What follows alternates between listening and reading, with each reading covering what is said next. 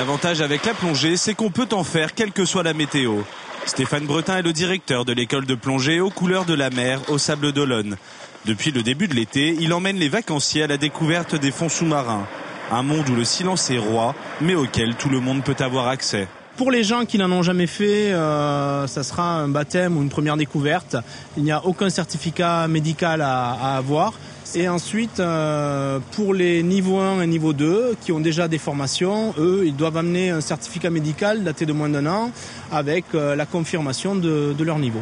Une fois au large, il faut enfiler le matériel préparé à terre. Pas facile avec la houle, mais l'enjeu en vaut la chandelle. Ça bouge un petit peu, comme vous pouvez l'apercevoir. Mais sous l'eau, après, tout est réglé. Nous, on est en apesanteur avec les poissons. Et là, on retrouve notre calme et notre équilibre. C'est un site qui est rocailleux avec des grandes algues. Beaucoup de couleurs, beaucoup de diversité d'algues.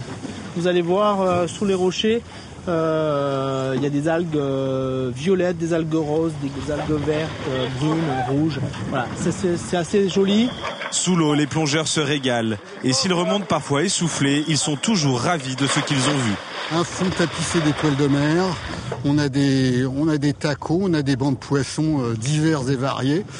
On a des belles algues de toutes les couleurs. Superbe.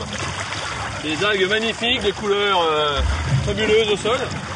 Quelques poissons, on avait une belle araignée. Splendide. Hélas, parfois, il arrive de faire au milieu des algues des découvertes moins agréables. Des sacs plastiques récupérés sous l'eau, de la ferraille. Ça, à chaque fois qu'on en voit, on la remonte pour pas le laisser dans le milieu. Ça fait pas partie du milieu naturel, donc ça n'a rien à faire là. C'est aussi ça la plongée, apprendre à apprécier et donc à respecter un milieu naturel, somme toute fragile, l'océan.